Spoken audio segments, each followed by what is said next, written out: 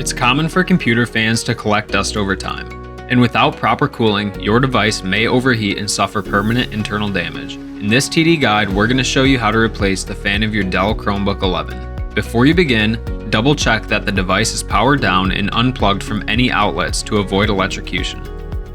Step 1. Turn the device over so that the bottom is facing up. Remove all 8mm screws on the back housing using a Phillips screwdriver.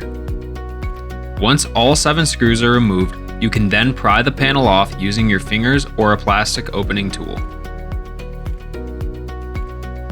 Step 2. Remove the screws holding the fan in place, and then locate the 2 wires that connect the fan to the device and gently pull them away from the fan. Step 3. After loosening the fan, locate and gently disconnect the 5-pin port that connects the fan to the device. It's important to note that the 5-pin port is delicate, so avoid bending or twisting it as it may cause permanent damage.